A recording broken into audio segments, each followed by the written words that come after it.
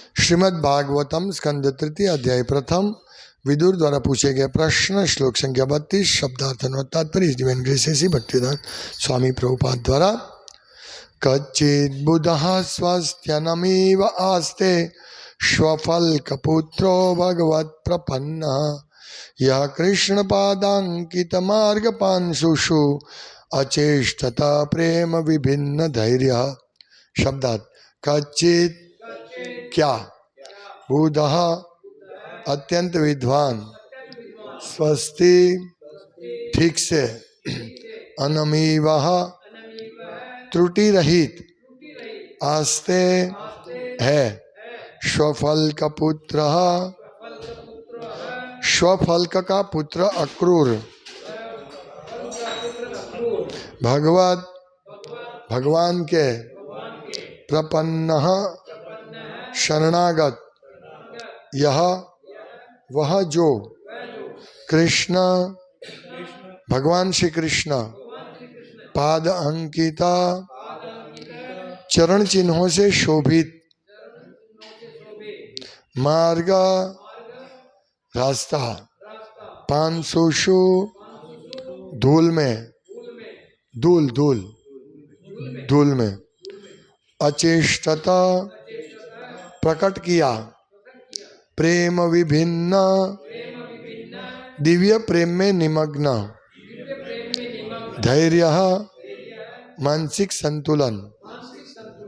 अनुवाद कृपया मुझे बताए कि स्वफल्क पुत्र अक्रूर ठीक से तो है, वह भगवान का शरणागत एक दोष रहित आत्मा है। उसने एक बार दिव्य प्रेम भाव में अपना मानसिक संतुलन खो दिया था और उस मार्ग की धूल में गिर पड़ा था जिसमें भगवान कृष्ण के पद चिन्ह अंकित थे। तात्पर्य जब अक्रूर कृष्ण की खोज में वृंदावन आए तो उन्होंने नंदग्राम की धूलि में भगवान के चरण चिन्ह देखे और वे भावावेश में तुरंत ही उन पर गिर पड़े। यह भाव उसी भक्त में संभव है जो कृष्ण के सतत विचारों में पूर्णतया निमग्न हो। भगवान का ऐसा शुद्ध भक्त स्वभावतः दोष रहित होता है क्योंकि वह परम रूप से शुद्ध भगवान से सदैव संबद्ध रहता है। भगवान का निरंतर ध्यान करना भौतिक गुणों के दूषण से अपने को मुक्त रखने की प्रतिसंदूषण विधि है। भगवान का शुद्ध भक्त भगवान के विषय में सोचते रहने के कारण सदैव उनकी संगति में रहता है। तो भी देश तथा काल से विशेष संदर्भ में दिव्य भावनाएं विभिन्न मोड़ लेती है और इससे भक्त का मानसिक संतुलन डगमगा जाता है। भगवान चैतन्य ने दिव्य भाव का सर्वश्रेष्ठ उदाहरण प्रस्तुत किया, जैसा कि ईश्वर के इस अवतार के जीवन से हम समझ पाते हैं। ओम ज्ञानतिमिरान्धस्य ज्ञानञ्जनशलाकया कृष्ण कृष्ण हरे हरे हरे राम राम राम हरे हरे हरे कृष्ण। ये श्लोक से हम बहुत सुंदर उपदेश प्राप्त कर सकते हैं। समाधि, भगवान में समाधि कैसे प्राप्त करें। यहाँ लिखा है कि स्वफल्क पुत्रो भगवत प्रपन्न। स्वफल्क पुत्र अक्रूर जी स्वफल्क के पुत्र है वे और भगवान के बहुत शुद्ध भक्त है। वो क्या प्रपन्न, प्रपन्न यानी विशेष रूप से शरणागत।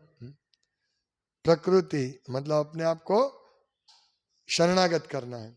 तो ये स्वफल्क पुत्र भगवान के शरणागत थे और जो शरणागत होते हैं उनका लक्षण क्या है, वो हमेशा समाधि में रहते हैं। ये एक श्लोक है ना, व्यवसायत्मिका बुद्धि एके कुरुनंदना। जो एके कुरुनंदन अर्जुन जिसकी बुद्धि दृढ़ रहती है, एक ही दिशा में होती है, वो क्या है, वो बुद्धि एक है कुरुनंदन। तो जिनकी लक्ष्य एक ही होता है, बुद्धि एक ही होती है, तो वो अपने इस मार्ग पे, कृष्ण भावनामृत के मार्ग पे दृढ़ रहते हैं। बहुशाखा अनंताश्च बुद्धयो अव्यवसायी नाम, पर जिसके अव्यवसायी यानी जिनकी बुद्धि अनेक शाखाओं में भिन्न है कि भाई ये भी भगवान है, वो भी भगवान है, इसके पास जाओ, उसके पास जाओ, हाँ, अलग अलग जगह पे जाते हैं, तो उसको बोलते हैं अव्यवसायी नाम बुद्धि, बुद्धयो अव्यवसायी नाम। तो वो फिक्स नहीं रहते हैं, उनके पास दृढ़ मतलब गोल नहीं रहता है कि यस यही भगवान है और ये भगवान के शरणागति करके, भगवान के शरणागत होके हमारा सब कार्य हो सकता है। श्रद्धा शब्दे विश्वास करी लो तो दृढ़ निश्चय। विश्वास क्या है, श्रद्धा क्या है? श्रद्धा यानी विश्वास, सुदृढ़ निश्चय। क्या? कृष्ण भक्ति कैले सर्व कर्म कृता है, इसको बोलते हैं श्रद्धा। इसको बोलते हैं व्यवसायिका बुद्धि। एक एक चीज में हमारा दृढ़ निश्चय होता है, यस यही सही है। ये बहुत आवश्यक है समाधि में, यानी सतत कृष्ण का चिंतन करने के लिए। यदि हम इस प्रकार से एक ध्येय में दृढ़ निश्चय से हम लगे नहीं है, तो हम लोग सब जगह घूमेंगे और अंत में कुछ नहीं मिलेगा। हाँ, अभी इसीलिए हम देखते हैं, हम कोई भी मंदिर में जाए तो सब है, राधा कृष्ण है, शिव जी है, फिर माता जी है, 10 बार माता जी है, साईं बाबा भी है। अभी इसको बोलते हैं अनेक बुद्धि, बहुशाखा अनंतश्च। बहुशाखा में ये इसको भजे, उसको भजे, किसको भजे, ये दृढ़ता नहीं है, ऐसी दृढ़ता नहीं है, वो कभी नहीं आएगी ऐसी दृढ़ता। इसीलिए हम लोगों का गोल फिक्स होना चाहिए, यस कृष्ण। अभी कैसे ऐसा क्यों नहीं होता है, इसका भी श्लोक भगवत गीता में दूसरे इसका अध्याय में बहुत सुंदर समझा है। क्या? भोग ऐश्वर्य प्रसक्ता नाम चयापरत चेतसाम। भोग ऐश्वर्य प्रसक्ता नाम, जो भोग और ऐश्वर्य, जो कामेच्छा है उसको, भोग ये खाऊं, ये प्राप्त करूं, वो प्राप्त करूं, भोग ऐश्वर्य प्रसक्त। ऐश्वर्य मुझे बहुत ही वैभव चाहिए, भोग चाहिए, वैभव चाहिए, भोग ऐश्वर्य प्रसक्तानम, जिसमें आसक्त है। चयापरत चेतसाम, उसकी जो चेतना है अपरत, हमेशा दूषित रहती है। चयापरत चेतसाम। व्यावसायिका बुद्धि ही समाधो न विधीयते, उसका समाधि नहीं आएगा, उसकी बुद्धि समाधि में नहीं, न विधीयते, उसकी बुद्धि समाधि में नहीं लगेगी। समाधि यानी यही कृष्ण, सतत कृष्ण का चिंतन करना, वो समाधि है, उसमें नहीं लगेगी। क्योंकि हमको तो भोग चाहिए। जैसे मैंने उस दिन उदाहरण दिया था, एक भक्त मुझे बोल रहा था कि मैं भगवान का दर्शन कर रहा था मायापुर में, नवद्वीप मायापुर में संध्या आरती चल रही थी, तो भगवान का दर्शन करता, आरती चल रही थी, लेकिन मन में क्या है, मैं कब आरती से जाऊं और पानी पूरी के लारी पे पानी पूरी खाऊं। ये समाधि नहीं आएगी। क्यों? भोग ऐश्वर्य। इसीलिए हम लोगों को ये समझना है कि भोग ऐश्वर्य कैसे हम छुट्टी प्राप्त करें, हमारा अनासक्त रूप से हम होने चाहिए। कर्मण्येवाधिकारस्ते मा फलेषु कदाचन, हमें हमारा कर्म पे अधिकार है, उसका जो फल मिलता है वो, उसके लिए हमें आसक्त नहीं रहना चाहिए, उसके ऊपर अधिकार नहीं है। माँ कर्म फल हेतु बुहो, और हम अपने आप को, हमें उस कर्म के जो फल मिलता है वो भी हमारे कारण मिला है, वो भी नहीं समझना चाहिए। माँ कर्म फल हेतु बुहु, माँ तो संगोस्त्व कर्मणि, और तुमको जो अपना कर्म है वो नहीं करने के लिए भी आसक्त नहीं होना चाहिए। यानी मैं यह काम नहीं करूंगा, अर्जुन यही बोल रहा था ना, उसका कर्तव्य है युद्ध करना, वो क्या बोला, नहीं मैं युद्ध नहीं करूंगा, तो वो युद्ध नहीं करने में आसक्त है। क्यों? क्योंकि इससे तो मुझे सुख मिलेगा, मेरे ये जो फैमिली मेंबर्स है वो मरेंगे नहीं, हम युद्ध नहीं करेंगे तो हम साथ में बैठ के आनंद करेंगे। इसको बोलते भोग ऐश्वर्य। और इसीलिए क्या हुआ, हाँ, संगो संगो स्त्री अकर्मणी, मतलब वो कर्म करने नहीं करने में आसक्त हो गया, मैं युद्ध नहीं करूंगा। समझ रहे, ये क्यों आसक्त होते हैं?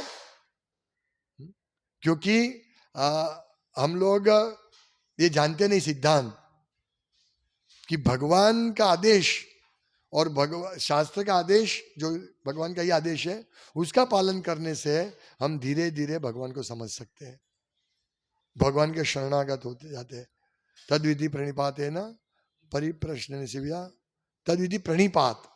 हाँ, यहाँ भी यही है, प्रणिपात, उसके शरण में जाओ, गुरु के शरण में जाओ। और यहाँ शब्द क्या है, प्रपन्न, शरणागत। तो महात्मा विदुर अक्रूर जी की बात कर रहे हैं कि वो क्षेम कुशल तो है, ठीक तो है, और वो भगवान के एक शरणागत और दोष रहित आत्मा है। तो ये शरणागत और दोष रहित कैसे रहे, ये बात है। भोग ऐश्वर्य प्रसक्ता नाम, हमें भोग के प्रति लालयित नहीं रहना, ये खाना है, वो खाना है, ऐसा करना है, वैसा करना, बैंक बैलेंस बढ़ाना है, यहाँ घूमना है, अच्छा कपड़े पहनने हैं, इसको बोलते भोग ऐश्वर्य। ये पिक्चर देखना है, ये सीरियल देखना है, ये स्त्री को भुगतना है, वो सब अनेक बुद्धि हमारी हो सकती है, अनेक शाखा में बुद्धि हो सकती है। हम कंसंट्रेट नहीं कर पाएंगे, कंसंट्रेट नहीं कर पाएंगे। एक बार गुरु महाराज बता रहे थे कि उनको एक ब्रह्मचारी, उनके गुरु भाई बता रहे थे, जो आरती करते थे, पूजा, बोले जब हम आरती करते हैं और यदि कोई लड़की या स्त्री आती है तो चेतना में बहुत फर्क हो जाता है, मतलब ऐसा हो जाता है, महाराज को बता रहे थे। सोचिए कितना कितना हमारा मन दुष्ट है। भगवान की आरती करने के समय भी अगर कोई स्त्री आ जाती है, ऐसा कुछ होता है, तो ध्यान कैसे उसमें चला जाता है। इसीलिए हम लोगों को बहुत सावधान, भोग ऐश्वर्य के प्रति बहुत सावधान रहना चाहिए, बहुत सावधान रहना चाहिए। क्योंकि ये पूरा जगत में कहीं पे भी आप पांव रखो, सब जगह भोग और ऐश्वर्य है। बस ये भोग तो, ये सुंदर से उसको भोग तो, ये पानी पूरी भेलपूरी खाऊं, ये अच्छा बाइक वापरूं, ये अच्छी कार वापरूं, ये अच्छा बंगला बनाऊं, बस ये हमारा सतत मन उसमें ही लिप्त रहता है। तो इससे क्या होगा, हमारा प्रपन्न नहीं होगा, हमारा शरणागत नहीं होगा। हमको शरणागत होना है अक्रूर महाराज की तरह, और भी महात्मा विदुर की तरह, उद्धव जी की तरह। उद्धव जी राजवी परिवार के थे, राजाशाही परिवार के थे, लेकिन वो मतलब भगवान में इतने प्रपन्न थे, शरणागत थे उद्धव जी भी, कि वो उनके लिए कुछ ऐश्वर्य, कुछ ये नहीं है, लालायित नहीं रहते ऐश्वर्य के पीछे। हमें भी ऐसा करना है। कैसे होगा ये सिचुएशन, बहुत मुश्किल है। लेकिन यदि हम भक्ति में इस प्रकार से अपने आप को जोड़ेंगे, वेस्ट समय नहीं करना है, हमारे समय को वेस्ट नहीं करना। जैसे हमारे पास समय मिलता है तुरंत रीडिंग करो, माला करो, या भगवान की और कोई सेवा करो। ऐसा नहीं सोचना चलो अभी मेरा काम हो गया, अभी मैं थोड़ा फ्री हूं तो थोड़ा कुछ देख लेता हूं, कुछ और काम कर लेता हूं। और काम नहीं करना है, और काम नहीं करना है। हमको समाधि प्राप्त करनी है ना, और समाधि प्राप्त करने के लिए यदि हमको समाधि प्राप्त करनी है तो और काम में हमारा मन लगेगा तो ये काम बनेगा नहीं। इसीलिए हम लोगों को एक है कुरु नंदन, एक में बुद्धि लगानी है, वो ये कृष्ण भक्ति। बस यदि हम कृष्ण भक्ति में बुद्धि लगाएंगे, हमारा पूरा परम कल्याण होगा। यही यहाँ अक्रूर जी तो वहां तक कि जैसे उनको भगवान का चरण कमल दिखे तुरंत ही वो मूर्छित हो गए, अपना मानसिक संतुलन खो बैठे। देखिए कृष्ण के प्रति उनका कितना प्रेम है। यहां लिखा है ना कि अवचेष्टा, अच्छे सॉरी कहां गया, अचेष्ट उन्होंने प्रकट किया क्या, प्रेम विभिन्न उनको धूल में पाशुंशु, मार्ग पांशु, मार्ग में धूल में भगवान के चरण कमल दिखे, सोचिए। तो इनको कितना ये हो गया। ये ऐसे ही हमको जब भगवान की माला का देखते हैं, भगवान की कोई भी चीज देखते हैं, तो हमको ऐसा भाव होना चाहिए, ओ ये भगवान की है। भगवान की बुक्स जब भगवत गीता पढ़ते थे, ऐसा भाव होना चाहिए, ओ हम साक्षात भगवान का संग में है। तो वे मार्ग की धूल में गिर पड़े जिसमें भगवान कृष्ण के पद चिन्ह अंकित थे। आप सोचिए, हम कल्पना कर सकते हैं कि किस प्रकार के वो भक्त हैं कि सिर्फ मार्ग धूल में भगवान के चरण चिन्ह मिले और गिर पड़े संतुलन गंवा के। कब हम ऐसी स्थिति में आएंगे? हमको प्राप्त करनी है ऐसी स्थिति, ये जरूर हम आएंगे, क्यों नहीं आएंगे? हम भी प्राप्त कर सकते हैं ऐसी स्थिति। जैसे संडे को मैंने क्लास में बताया था ना कि हम भी भगवान के पार्षद बन सकते हैं, नित्य संगी बन सकते हैं। इसके लिए हमें योग्यता डेवलप करनी पड़ेगी, और योग्यता इस कलयुग में बहुत इजी है। दोष रहित होना। दोष रहित कैसे हो सकते हैं? चैंटिंग चेतो दर्पण मार्जनम, चेतो दर्पण मार्जन करना है, और हमारा भव दावाग्नि निर्वापणम, हमारा जो अग्नि है भव सागर, वो अग्नि उसको शांत करना है। वो कौन करेगा? परम विजय थे श्री कृष्ण संकीर्तनम। श्री कृष्ण का संकीर्तन करने से, कृष्ण का जप करने से, कृष्ण की सेवा करने से ये सब हमारा दूर होगा, दोष रहित होंगे। यहाँ लिखा है ना कि वे एक शरणागत और दोष रहित आत्मा थे। तो हमें इस प्रकार से भगवान का ऐसा शुद्ध भक्त स्वभावतः दोष रहित होता है, क्योंकि वह परम रूप से शुद्ध भगवान से सदैव संबद्ध रहता है। तो अभी तो भगवान है नहीं, लेकिन कली काले नाम रूपे कृष्ण अवतार, हमें कलयुग में कृष्ण अवतरित है, अभी भी कृष्ण है। कैस कहाँ है? नाम रूप में। हरे कृष्ण कृष्ण कृष्ण हरे हरे, हरे राम राम राम हरे हरे। प्रभुपाद हमको एक एक लाइन में दिव्य संदेश देते हैं। हम भौतिक गुणों से बद्ध है, हमें कृष्ण की सेवा में रुचि नहीं है, कृष्ण के जप करने में रुचि नहीं है। नाम नामकारी बहुधा निज सर्व शक्ति, भगवान ने अपनी समग्र शक्ति उनके नाम में दे दी है, लेकिन दुर्दैव मिदृश्म्या जनी अनुराग, मुझे अनुराग नहीं है। मुझे भगवान का नाम में अनुराग नहीं है। अनुराग उत्पन्न नहीं होता, आसक्ति उत्पन्न नहीं होती है। चलो मैं आज माला करूं, अच्छी तरह माला करूं, हमको आसक्ति नहीं है, ओ आज भी 16 माला करना, ऐसा नहीं होना चाहिए। आसक्ति होनी चाहिए माला करने में। दुर्दैव मिदृश्म्या जनी अनुराग, हमको अनुराग नहीं है। तो यहां प्रभुपाद कहते हैं कि भगवान का निरंतर ध्यान करना भौतिक गुणों के दूषण से अपने को मुक्त रखने की प्रतिसंदूषण विधि है। यानी हमारे हृदय में जो भी काम, क्रोध, लोभ, मोह, मद, मत्सर ये सब है, उसे मुक्त करने के लिए हमको भगवान का निरंतर ध्यान करना है।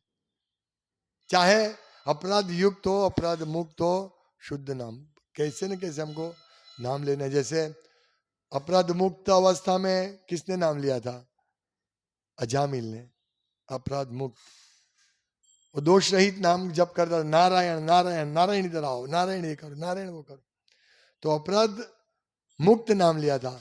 अभी हम भी अपराध युक्त और अपराध मुक्त नाम ले रहे, तो हम भी धीरे धीरे धीरे इसमें से शुद्ध नाम वाली स्थिति में आएंगे। नाम कृष्ण नाम चिंतामणि कृष्ण चैतन्य रस विग्रह, नाम चिंतामणि, ये पारसमणि है नाम, नाम चिंतामणि कृष्ण का नाम। और पूर्ण शुद्ध नित्य मुक्त अभिन्नत्वात् नाम नामिनो हो, और पूर्ण शुद्ध पूर्ण मुक्त है, और ये रस विग्रह है नाम। जैसे बहुत गर्मी है और हमको कोई जूस मिल जाए तो एकदम गर्मी है, बहुत प्यासे है, और बोले मौसम्बी जूस लो, आ, नारियल पानी में रस मिले, लाओ लाओ लाओ। तो इसी प्रकार शुद्ध नाम, हम अभी प्यासे हैं, किससे? इस संसार की दावाग्नि से जले हुए हैं, हम कुछ चाहते हैं कि हमें पानी मिले, हम बहुत प्यास लगी है, तो कृष्ण का नाम अमृतमय है, अमृत की ये है, गड़ा है, खजाना है अमृत का। वो नाम पिएंगे तो हम लोग इस संसार के दावाग्नि से मुक्त हो सकेंगे। और यही बात प्रभुपाद यहाँ कहते हैं कि भौतिक गुणों के दूषण से अपने को मुक्त करने की प्रक्रिया है निरंतर भगवान का ध्यान धरना। और हम ध्यान धरते तो क्या होगा? ध्यान जैसे हम भगवान का ध्यान धरते, हम भगवान से निरंतर संग में है। प्रभुपाद कहते हैं भगवान का शुद्ध भक्त भगवान के विषय में सोचते रहने के कारण सदैव उनकी संगति में रहते, सदैव सतत कृष्ण के साथ रहते हैं। कितनी बड़ी स्थिति है। यानी हमको भगवत धाम जाने की आवश्यकता नहीं है। हम सोचेंगे हम भगवत धाम जाएंगे तब निरंतर भगवान के संग में रहेंगे, नहीं। हम इसी जीवन में अभी के अभी इमीडिएटली भगवान के संग में आ सकते हैं। कैसे? शुद्ध भगवान का शुद्ध भक्त भगवान के विषय में सोचते रहते हैं, उसके कारण सदैव उनकी संगति में रहते हैं। जैसे अक्रूर जी, जब कंस ने कहा कि जाओ तुम कृष्ण बलराम को लेके आओ, तो ये सुन के बहुत प्रसन्न हुए, खुश हुए। ओ, मुझे अब कृष्ण के और बलराम के दर्शन होंगे। जब वो जाते हैं रथ में कृष्ण बलराम, तो सोचते हैं मैं कृष्ण से क्या बात करूंगा, मिलूंगा, सब चिंतन ध्यान में मग्न थे। और उनको एडिशनली वो भगवान के चरण चिन्ह मिले, बस मूर्छित हो गए। ऐसे ही हमको सोने पे सुहागा, सोने में भी सुगंध, ऐसा ही है। इसीलिए हमको निरंतर कृष्ण के चिंतन करें। कृष्ण की चिंतन करना ऐसे नहीं बैठ बैठ के माला ही करना चिंतन है, नहीं। कृष्ण के प्रचार, कृष्ण के उपदेश का प्रचार करने का चिंतन भी कृष्ण चिंतन है। कैसे मैं बुक डिस्ट्रीब्यूशन बढ़ाऊं, कैसे मैं सेंटर की सेवा ज्यादा करूं, ये भी कृष्ण चिंतन है। कैसे मैं सेंटर का विस्तार करूं, कैसे मैं लोगों को लाऊं कृष्ण भक्ति में, ये भी कृष्ण चिंतन है, ये भी समाधि है। यदि वो सतत ऐसा सोचता रहेगा, वो भी समाधि है। तो इस प्रकार शुद्ध भक्त भगवान के विषय में सोचते रहते के कारण शरीर उनकी संगति में रहते हैं। यानी हम इसी शरीर में भगवत धाम में रह सकते हैं, भगवान के संग में रह सकते हैं, यदि हम सतत कृष्ण का चिंतन करते रहते हैं। तो ये हमें सीखना है। जैसे हम प्रिय तुरंत माला पकड़ लो, रीडिंग कर लो, या कृष्ण की और कोई सेवा करो। सेवा किए बिना मत बैठो, जो भी है सेवा, छोटी मोटी जो भी सेवा है, तभी हमको समाधि आएगी। नहींतर समाधो न विधीयते, हमें समाधि नहीं लगेगी, कृष्ण का चिंतन नहीं लगेगा। ये मुश्किल है, पर इम्पॉसिबल नहीं है, दुर्लभ है। और हम लोग उसी सीढ़ी पर चढ़े हुए हैं, धीरे धीरे धीरे करके हम चढ़ रहे हैं। और ये सीढ़ी पे एक दिन ऐसा आएगा, यस, हम 24 घंटे कृष्ण का स्मरण कर सकेंगे, उसके बिना रह नहीं पाएंगे। हम भी शुद्ध भक्त बनेंगे, कृष्ण के बिना नहीं रह पाएंगे। तो यही है। और इससे भक्त का मानसिक संतुलन खो बैठता है। चैतन्य महाप्रभु प्रभुपाद लिखते हैं यहाँ कि भगवान चैतन्य ने दिव्य भाव का सर्वश्रेष्ठ उदाहरण प्रस्तुत किया, जैसा कि ईश्वर के अवतार के, इस अवतार के जीवन से हम समझ पाते हैं। चैतन्य चरितामृत में वर्णन है, वो भगवान के वीर में इतने मतलब मैड, पागल जैसे थे, पागल जैसे थे। कोई बाहर से लगे दिखे तो ये तो पागल है, पर वो अंदर से कृष्ण प्रेम का आस्वादन करके इतने सुखी थे, इतने खुश थे। बाहर से दिखते पागल है। ऐसे जब भगवान का भक्त माला करता है, सेवा करता है, मंदिर जाता है, तो लोग सोचते हैं पागल है, मंदिर क्यों जाता है? अभी घूमने जाना चाहिए, बाहर रविवार को मंदिर, हर रोज सुबह मंदिर चला जाता है, क्या मिलता है उसको? उसको मालूम नहीं है भक्त लोग पागल है, वास्तव में पागल है भक्त लोग। नहीं तो कौन मूर्ख होगा जो सुबह 3, 3:30, 4 बजे उठ के ये मंगल आरती में आएगा, यहाँ आएगा? कौन मूर्ख है? हाँ, पैसा कमाने क्यों नहीं जाए? शिफ्ट करते हैं, डे शिफ्ट, नाइट शिफ्ट, मूर्ख है तुम लोग। क्या मिलता है तुमको? कौन पैसा देता है तुमको? पैसा देना पड़ता है यहाँ, ये मंगला आरती में आने के लिए पैसा देना पड़ता है। और वो भी सुबह उठो, चाय बाई नहीं पीने का, जाओ मंगला आरती में, ऑर्डर है, 16 माला करो, कुछ पैसा नहीं मिलेगा। ऐसा पागल हो तुम लोग, बिना पैसे को काम कर रहे हो। हाँ कानू प्रभु पागल हो, जाओ यहां मत रहो, जाओ शुभिलास प्रभु यहां क्यों रहते हो? पागल हो तुम लोग। खूब काम करो, खूब पैसा कमाओ, यही तो ध्येय है, खूब सुख भोग। ये भोग ऐश्वर्य प्रसक्ता नाम, हमारा भक्त नहीं जाएगा, क्योंकि उसको जो मिलता है उसकी कंपैरिजन तीनों लोक में कोई भी सुख से नहीं कर सकते। तभी तो आते हैं ना, मूर्ख थोड़ी है। इसलिए वो उनको, यदि वो मिस करते हैं भगवान की सेवा, भगवान ये भागवतम क्लास, कोई भी भगवान की सेवा मिस करते तो उसको दुख होता है, ओ मैंने बहुत बड़ा चीज मिस किया, ऐसा होता है। ये भगवान के भक्त का लक्षण है, इसको समाधि का लक्षण है। वे व्यक्ति समाधि में जा सकते, यही समाधि है ना, भगवान की सेवा करना, भगवान की सेवा का विस्तार करना, सबको भगवान की सेवा में एंगेज करना, ये समाधि है, ये कृष्ण भावनामृत है।